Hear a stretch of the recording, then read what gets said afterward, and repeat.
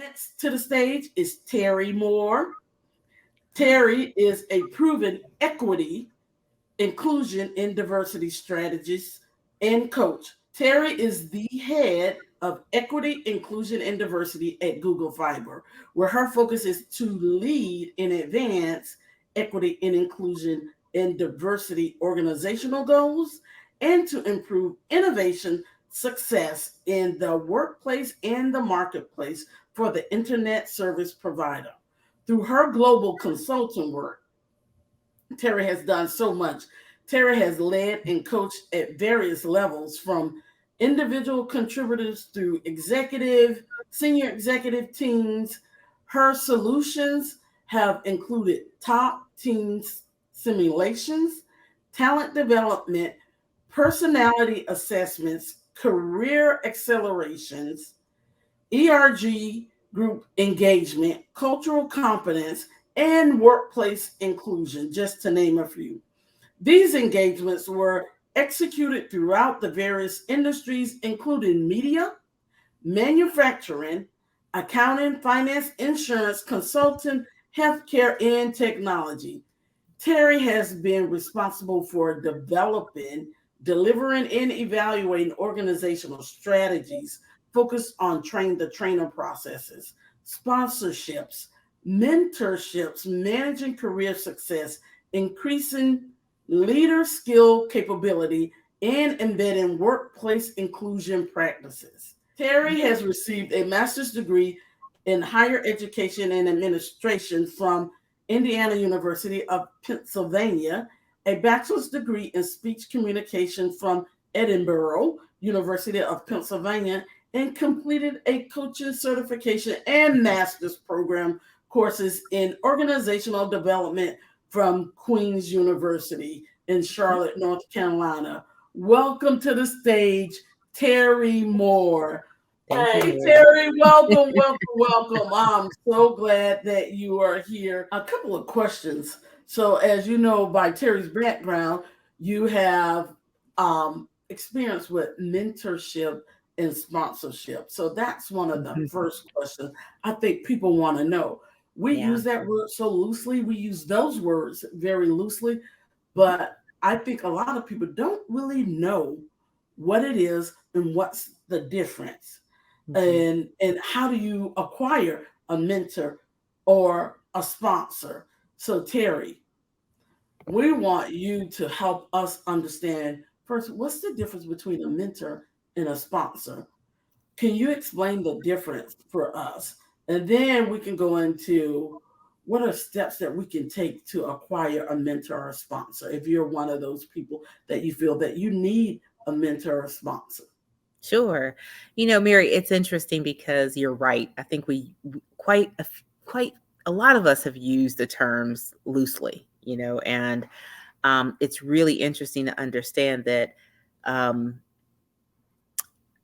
there's a difference, right? And the difference is that with mentorship, you're focused on a person who has expertise or knowledge in a certain area, right? And they're willing to share with you their experience. They're willing to listen to you around yours. They're willing to probably do some coaching in there, and to connect you with other people, as best as they can. The difference with sponsorship is that it is knowledge, absolutely, definitely connections. But most importantly, it's around influence, right? So you have to have influence in an organization in order to sponsor someone. When you sponsor someone, it really allows for you to receive more than just advice or someone else's story. But quite frankly, that person is investing in you in different ways. And quite frankly, that investment is one that then is to pay off for you, for them, and for the organization, right? So that's the difference between the two. Quite frankly, I think with mentors, um, I sometimes people will say, "Do I just walk up to somebody and say, okay, I just want you to be my mentor?" And I said, "Well, you know what? Let's take a step Hmm. back and let's think about if somebody approached you in that way. How would you feel?" And most people are like, "Okay, I'd probably be a little like, well, let's have a conversation first. Let's actually talk about what it is that you're seeking from a mentor." And I said, that's the first step. invite someone for coffee, right? Mhm. Whether that's virtual or in person. Have a conversation about the topic in which you are hoping that they will mentor you in. Make sure it is the right person. Make sure that you have a comfortable cadence of conversation, or at least that you start to build that rapport with that person. And that's how you get into mentorship. The word mentor may never be used, right? It may be a situation where you just start a series of conversations that last maybe 30 minutes or an hour. And each time you have a topic that the two of you are bringing up. I think some of the best mentorship relationships that I've had have been two-way. So, really thinking about how I'm receiving mentoring from someone, but I always, as a mentee, make sure that I'm entering into that conversation or that discussion with something that I can share with my mentor as well. Right. So, something that relates to something they're interested in. It might be work related, it might be just life related. Right. But I know them enough to know what they're interested in. I also make sure that whenever I'm meeting with my mentor, that I have an agenda, right? And they know what I'm really coming to them to have a conversation around that day. And so, as to not to waste anyone's time and to make sure that we're focused on outcomes, because usually there's something there around mentorship that, there's something you're going in and meeting about. And so I would say that way for mentors. So For that's interesting. So a lot of I've experienced this as a leader, where people just want to get on your calendar, and I don't really know them, and I don't know what they want. mm-hmm. So the fact that you spoke to have an agenda, Yeah. have a conversation around a topic. I like that you said it could be very informal. The word may never be used. And when I think about my career, Mm-hmm. I had lots of mentors, but we didn't call them that. I would go and meet with them on a regular basis, but I would always have a topic of what I wanted to discuss. And they would advise and guide and give Mm-hmm. me something to think about. And I would pour into them too. It's so interesting that someone that I looked at as a mentor now comes to me for coaching. Yeah. So it's Mm-hmm. like that because we've always It's that valued two-way. Yeah. it's the two-way pouring into each other. But Terri, could you speak a little bit more on because a sponsor is more about influence, as you said, and I Mm-hmm. think sometimes people struggle with that's a little bit more difficult Oh, to yeah. navigate because they look at well, I don't know them; they're so far up the chain. How Mhm. do you take the steps to get a sponsor? You've Yeah. shared with us like it's easy to go and have coffee with someone that you admire, that you want to be a mentor, and to have a conversation around a specific topic. Mhm. But going to that next level, if you're thinking of sponsorship, Yeah. and I would assume that you don't approach someone and say, "Well, I want you to be my sponsor," because they're gonna like, "Oh, whoa, hold on." How do you nurture that, and how do you start to taking the steps to get a sponsor? Yeah. Well, first, if you work within an organization that has a sponsorship program, that would be the first step that you can take. Most organizations don't have something organized like that, but I do have to usually help people to understand, ask the question first, because there might be um, a program that you can be a part of to be assigned a sponsor or to sort of work to receive one at some point. But it's usually after you've proven yourself, right? So this is about performance. It's about making sure that you're showing up in the organization as a person that has contributed and is valued within that organization. And so with that, you're always paying attention to who's doing what in the organization. And a lot of times, what we'll focus on is what's going on in our business unit. I'm not saying that's the wrong way to do it. Absolutely pay attention to what's going on in your business unit. But I think it's also important to take a look, stretch yourself and look at other places in the organization where others are also showing up really well as leaders, as influencers, and start to think about, could there be someone outside of my business unit that could maybe serve as a better sponsor than someone internally? Because sometimes within your business unit, that can get tricky because there's your boss, and then there's your boss's boss, and then there's and so sometimes there are some things there at play that are not always comfortable to enter into. Whereas with someone who's in another part of the business in which you are interested in learning more about, That person, once again, like you would a mentor, ask for coffee, ask for time on their calendar, know who their EA is, their executive assistant. See if you can get that 20-minute meeting where you have an opportunity to talk with them first and see if there's a connection there. Let them know what your goals are. This is a conversation where you want to go into it, not, okay, well, tell me what I should be thinking about next in the organization. No, come prepared and not with, I want to be this and fill in the blank of a title. But how about the top three things you enjoy doing most and where you see yourself stretching over the next 2 to 3 years, right? That Oh, type of wow. conversation, right? You Because really got to know what you want. yes, but it's not so specific that you're boxing yourself in, right? Hmm. But it may be something that you're really thinking about as you're growing and developing in your own career path. And so just sharing some things of where you have that interest, where you possibly see yourself growing toward, that gets you into a conversation. By the way, ask people their story, right? A lot of times Yes. we don't ask people, tell me how you got to where you are. And sometimes we do, but we're not listening. We're thinking about ourselves, right? And so the conversation is me constantly trying to jump in and share more about me when I've asked you, Mary, about who you are and where you started in your career and how you got to where you are. I should be sitting back and just taking it in, right? And really listening to possibly ask to dig deeper in certain areas where it makes sense to do that. And that interest over time, once again, it's an investment, right? So take the time to invest whenever you're building that relationship with sponsor. But it's a key relationship. Also, ask others how they've done it. I think that's important too. Within this organization, who's your sponsor? How did that happen for you? Right? Ask others because I think that's also an important way of understanding how that works in different organizations. I think a lot of people don't ask others, do you have a sponsor, first of all? And Right. how did you go about getting that sponsor? I think Hmm. people make assumptions Hmm. about what people are doing. It's like, well, how did she get that role? Or how did she do that? You never know. It could have been someone sponsoring her with influence to help shed some light, someone who can speak about her when she's not even in the room, or him when they're not even in the room. Right. So to speak to their skills to help elevate them, I found that a lot of people, when they come, they're too afraid to have the conversation.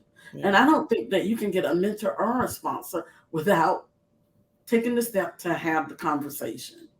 Yeah, self-awareness is key here, right? Because this is not about, and other people can tout your successes. They can give you the name of somebody, connect you with that person, do the introduction, but you still have to be able to stand on your own. So it becomes important to be able to talk about who you are, what you enjoy, what areas of focus you've excelled in, what level of value have you brought to the organization, right? Understanding how your work contributes to that organization. Be able to talk about that. Be able to talk about what it is that you see yourself doing in the future, what excites you, and even in some cases, what areas of development do you have, Hmm. and I think that's important as well. Sometimes people will give the advice, you know what, I think you should join a board somewhere. A nonprofit board will give you some great experience in financial if you don't get that here right now. But you need to have it in your career. Let me think about some boards I might think about for you.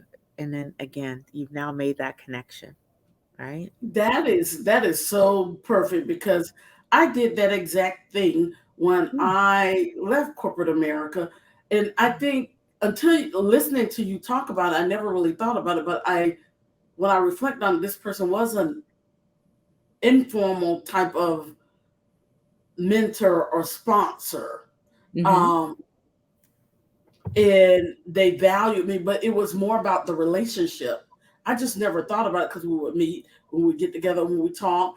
Um, but when I was leaving the organization that I worked for, it's like I need to serve on boards. And so mm, I've been so busy working, and I'm like, this is what I wanted. I just said, this is what I wanted to do, and this is how I see this. He mhm. was so excited. You're like, oh, I can think about 3 awards. I've had to tell people no. Yeah. And you're like, Yeah. I contact this person, contact this person. You can have your pick out of the 3. Wow. That's how it was. But we had a relationship.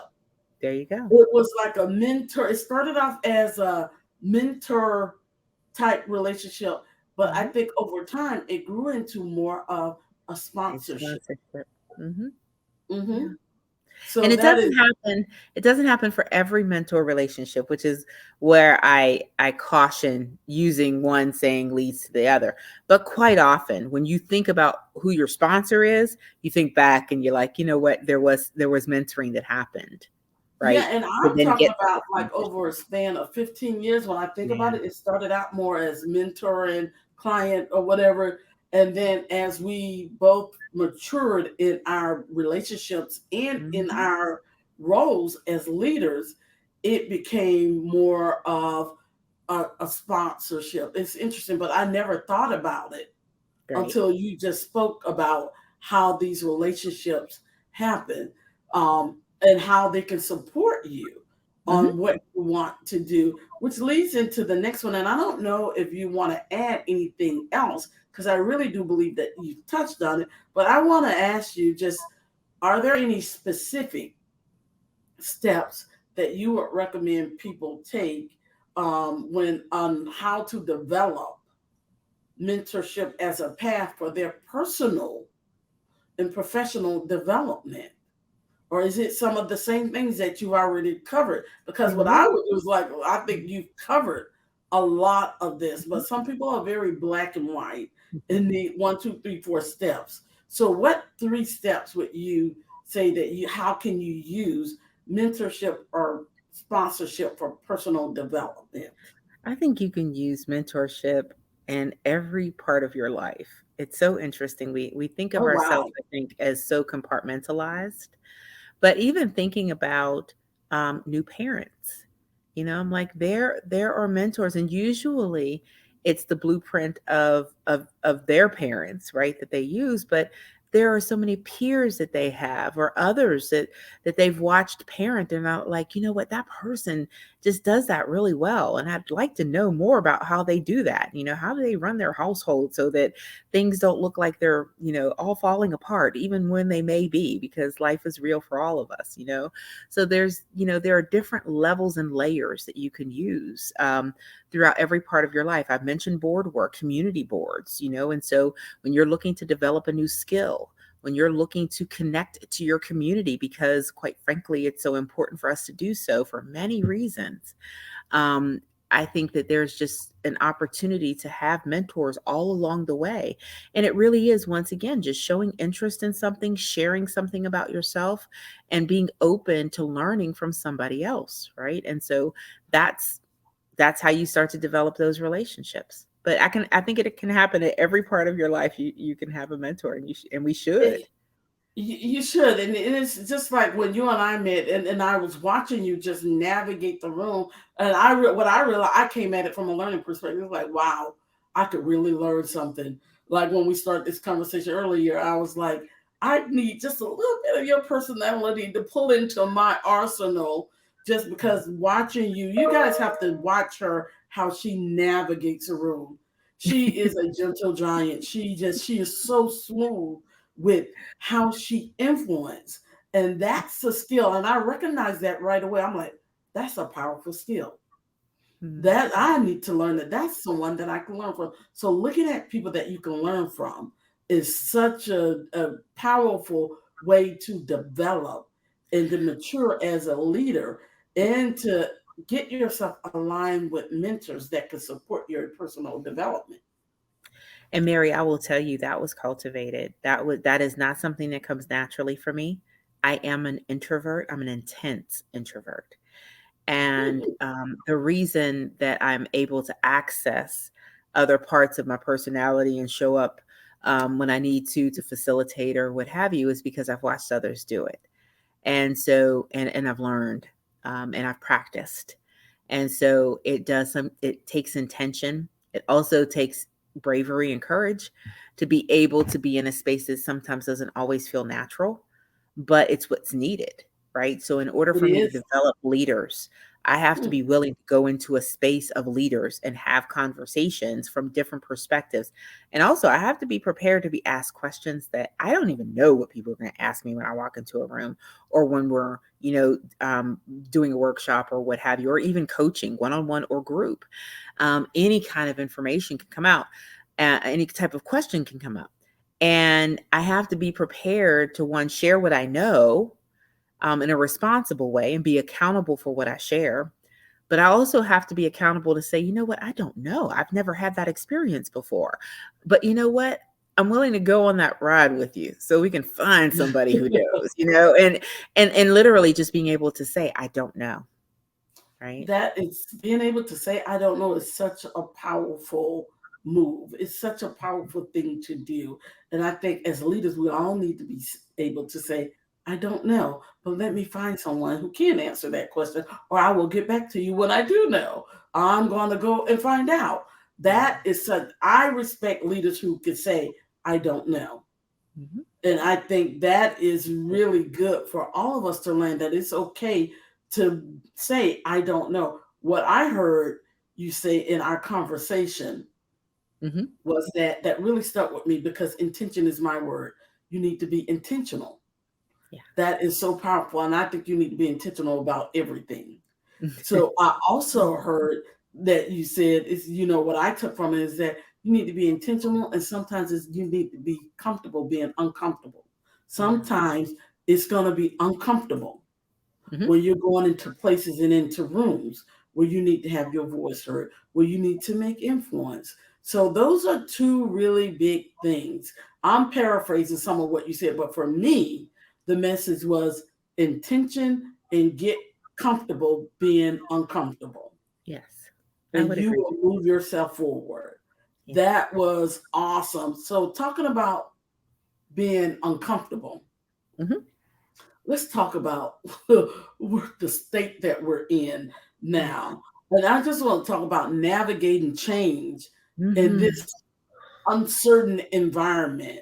You know, say post COVID, but COVID is still here. But since Mhm. the COVID shutdown, when the whole country shut down for 3 weeks, and now we have this hybrid environment. Some people are all remote, some people are hybrid and they're remote and sometimes in the office.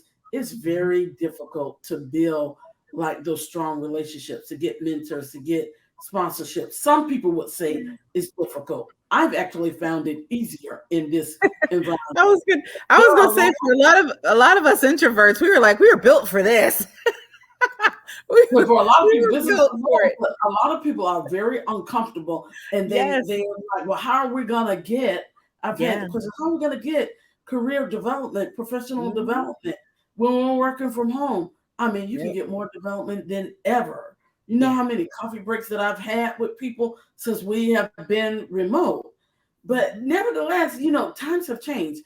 This is the new normal. A lot of people Mhm. keep saying, well, when things go back to normal, I personally think Mhm. things are never going to go back to what they were. You might have some version of it, but we're going to have ups and downs. And there is the normal that we knew is no more. But Yeah. our how we engage with others, Mhm. how we build relationships, Mhm. how we get mentors and sponsors have changed, but we still need, or some people, let me rephrase that. Some people believe that it has changed because they're not in a physical place and you don't see as much as you did before. But we still need to build strong relationships for our Absolutely. personal development, for our continued growth, to elevate ourselves, to elevate others. How do we build relationships in our careers and stay connected and thrive in our careers in this hybrid environment, this new normal that is so uncertain? Yeah. One of the things I will say is it takes a mindset to want to do it, right? So it's a growth mindset or a capacity building mindset, right? And what that means is that I'm going to look for ways to do something differently than I did before. It allows for me to really understand how to use agility in order to be to deal with change in a way that's going to be more developmental for myself versus shutting me down, right? Mm-hmm. Some people look at change and they're like, oh, here it is. Okay, it's changing again. And then others look at change like, okay, bring it, right? Because it's going to stretch That me. would be me. It's going to develop me. It's going to give me a new way of communicating, a new aspect, and a lot of times it brings in new people, right? New energy into a space. So when you have that growth mindset, you don't fear it. You literally say, okay, guess what? There's going to be some stuff here that I do really well, and there's also going to be some stuff I'm probably going to mess up. But the goal here is if I go in with the intention of doing well, people will know that. They'll see that. They'll see it in themselves when they've messed up or made a mistake or, whatever. And usually people are quick to forgive. The key here is that you can't take yourself out of the game. All right. You can't just put yourself on the bench and just say, okay, well, I'll just wait till things get back to normal. We are in normal. We're in normal. This is normal, as uncomfortable as it can be for many parts of our lives right now. It's normal. And so we have to learn how to navigate the new normal. And with that, it goes back to where are your networks? Build the networks when it's not crisis time, right? So stay in touch with people. When others introduce you to people, do the follow up. Um, Yes.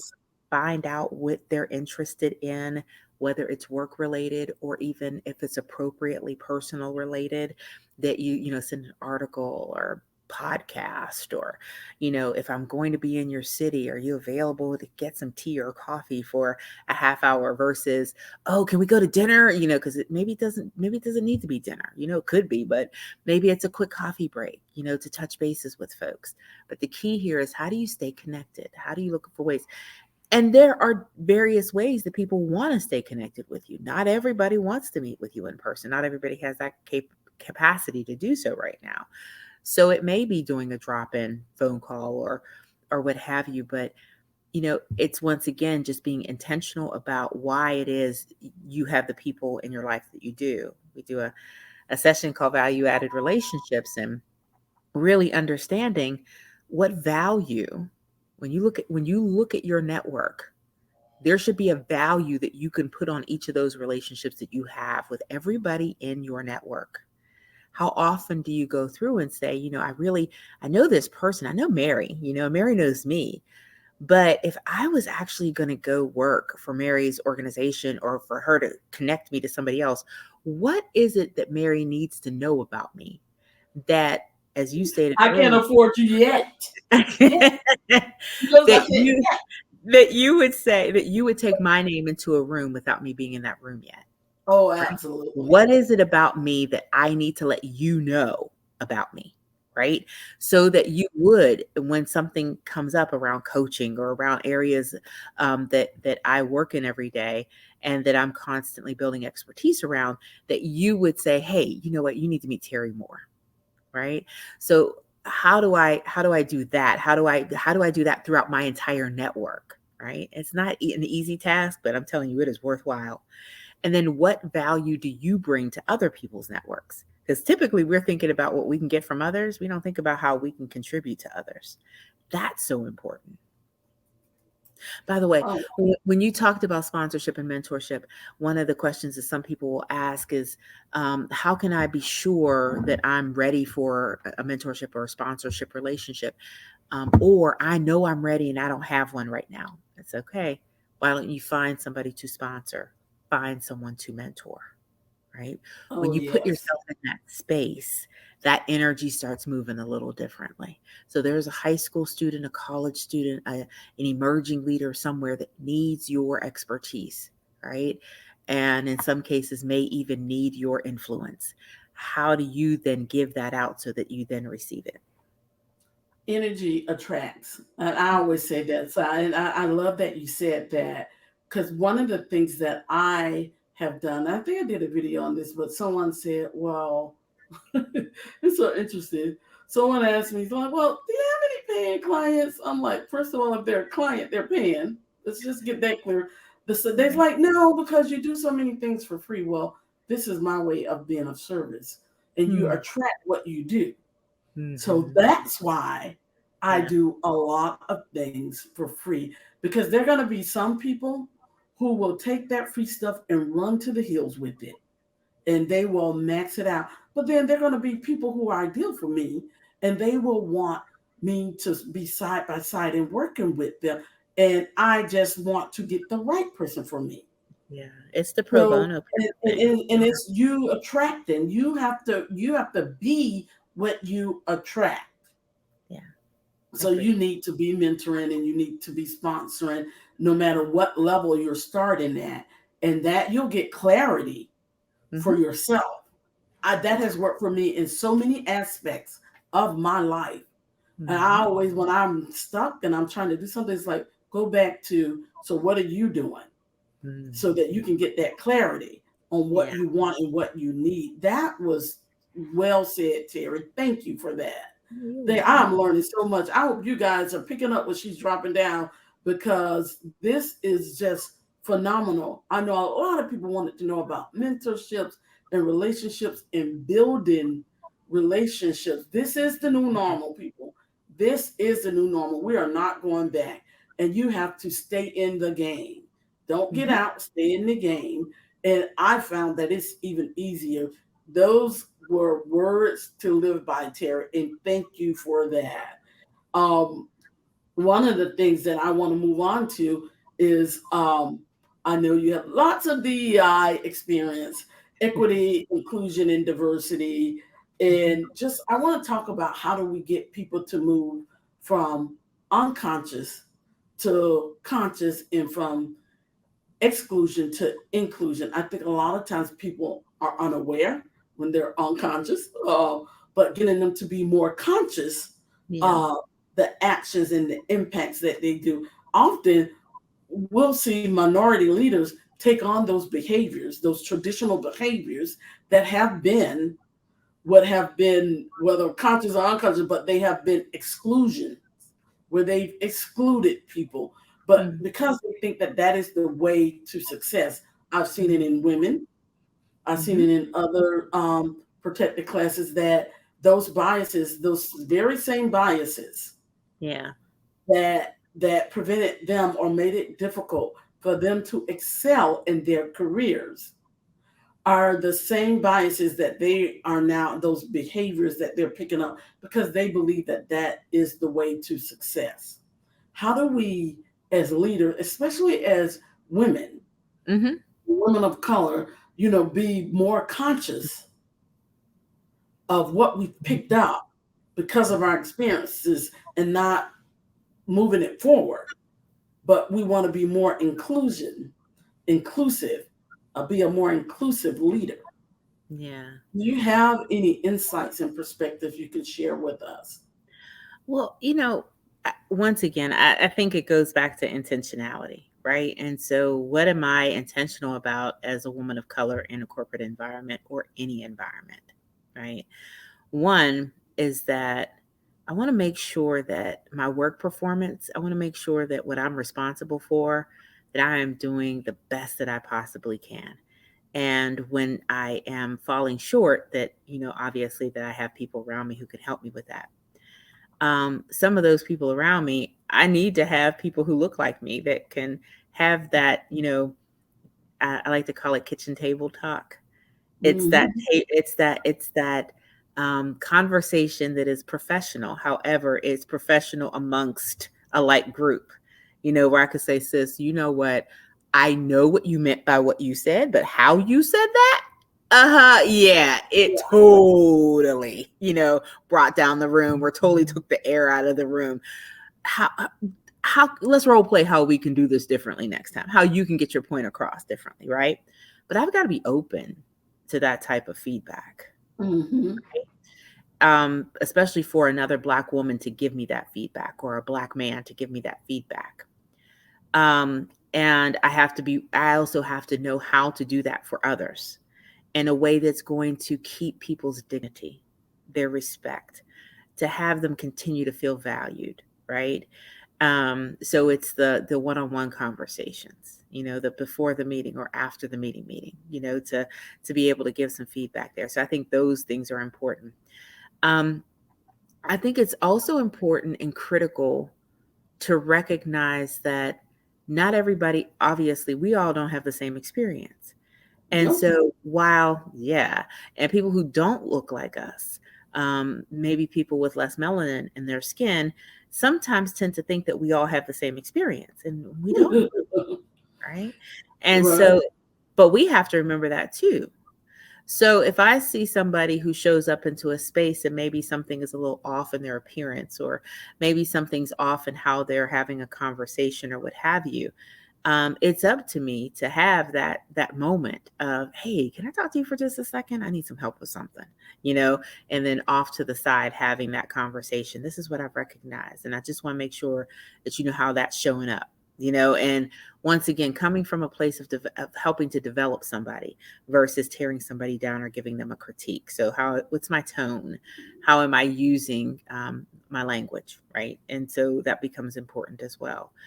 Um, I want to watch other people of color, other Black women, other Black men, Latinos and Latinas.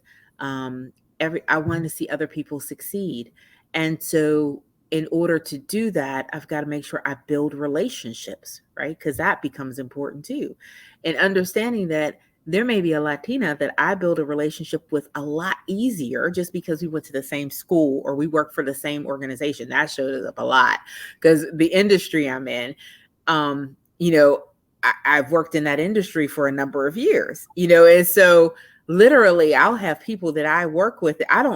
We don't, outwardly, we don't look the same, but a lot of people lump us together because we worked in the same organization before. And Okay. understanding, that when other people look at that, they may say, oh yeah, Terry's going to pick Kathy because, she and Kathy, they were in learning and development together back at that older organization, and they helped each other back then. So, I know Kathy's a white woman, but, Terry's probably going to choose her, and it's like, I have to make sure that I'm paying attention, that even if I do choose Kathy, because I believe that Kathy's the best person for the role, how am I also evaluating other talent, so that I can be more inclusive of different ways of doing things and not just, the way we did things back at that old organization. So it's really thinking about diversity in a much broader perspective, being inclusive of all types of diversity aspects that can show up. And then also now we add the concept of belonging and then equity, right? So when we think Mm. about equitable, we have to think about what is it that others may need in order to be successful. Um, and I may not be thinking of those things because I don't need the same things. But as a leader, it's my job. It is my responsibility to think of what those things are and provide that for people so that they can have that equitable experience in order to be successful. So just no matter what your background is, we need to put ourselves think in the other person's shoes to the extent that we can and think about the experiences that they may be having, or even listen Right. and seek And to understand their experiences, because yeah, our experiences are not the same before we make right, decisions. right. And So the assumptions based off of yeah, that. and the thing is we can assume because we will, because our brains are Yeah, just we wired. do that. We're gonna make assumptions. The key is always test the assumption, right? Ah, Test the assumption with the individual. Don't immediately say what you think is what they need. Say, I need to know. Our experiences have been different. I need to know from you. What do you need to be successful? Let's talk about that, right? And really test the assumption. You can only do that though once you build trust with people, once mm-hmm. you have relationships with people.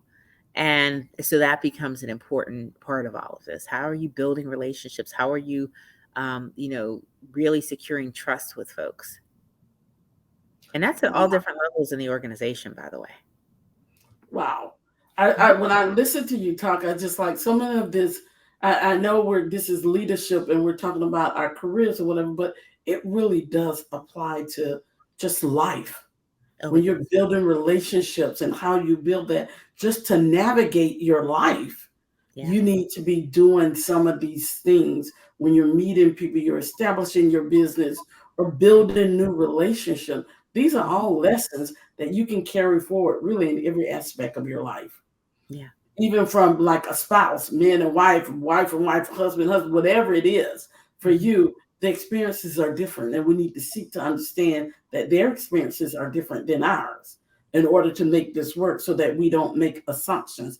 And like you said, Terry, test the assumptions. Yeah. I love that. What's really cool though is the more you do it, the more you practice it, the better at it you become. You never become perfect because we all have stuff we're all works in progress, right? So we all have growth that we need to do. But we do become better at it. We become because we've practiced it. So practice it in every part of your life. All right. So we have one more question.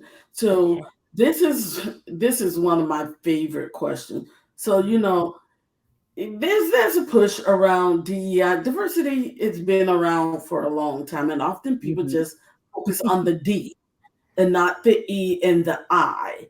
Yeah. And also they focus on getting them in, getting the Mhm. diverse talent in, but either they Mhm. fizzle out or they get off the track and they leave the company.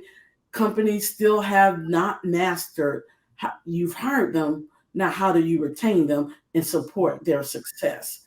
I Yeah. know the companies that I came from, we have lots of programs, but making sure those programs are sustainable, repeatable, Mhm. and actually fulfilling the mission, companies Mhm. usually fall short. A lot of people fall short. So let's talk about the other part, the E and the I, and how do we move leaders and move companies from just looking at, oh, I have a diverse team, but it's more about you've hired them. Where are they in your organization and how are you supporting and ensuring their ongoing success? I would like for you to share some of your experiences that you've seen and what are some things that leaders can do to ensure that they have that success and they support their diverse talent now that they've done the work to get them in, because it's a lot of work to get them in. So, what are you doing to keep them? Yeah. That's the first part of that question. Okay.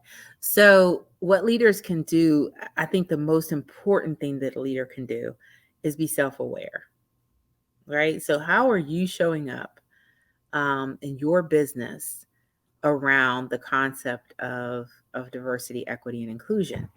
And how do you talk about it? And how do you demonstrate it? And so, working in an organization where I was a consultant around this with lots of organizations, it doesn't change, right? People believe what they see. They believe what's being measured. They believe what how people are showing up, you know, and that's what either allows for people to say, hey, I want to be a part of this organization, and they have that connectedness to the organization. So you may want to call it engagement, right? Or where they feel like, you know what, it's just, it's a lot of lip service. It's, the website looks great. And everything externally looks really good, but internally I'm not getting the opportunities that I thought I would. I'm not, you know, getting the stretch assignments that I thought I would. I'm not getting the feedback I thought I would. And so I now need to really think about, is this the best place for me? Right. So I think it just becomes a part of how leaders lead, and quite frankly, what they do, not what they say, but what they do. And that makes a difference for people. Do you have any advice on? So I've seen this so much where, like you say, they have a great website. They have all of Mhm, the right things, all of the right words. mhm, They have the right social media. They have the mhm. right advertisement where they're pouring into diverse communities, but on the inside, and they may hire one or two external people from the outside Mhm. that are diverse to say we're moving in that right direction. But on the inside, you have people leaving at record numbers. If Yeah. you are in an organization If Hmm. you're a leader and you're in an organization and you're experiencing, like what you said, you may not be getting those opportunities. Before they just pack up and leave, what would you propose that they do to broach the conversation?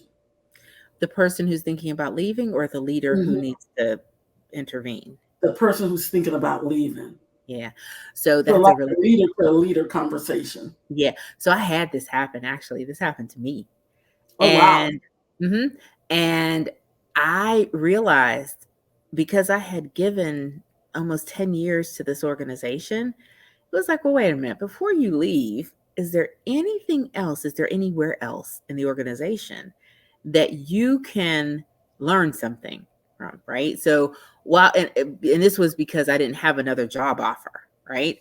And as I was thinking about my next career move, I was thinking about stretching how I was going to show up in this new role.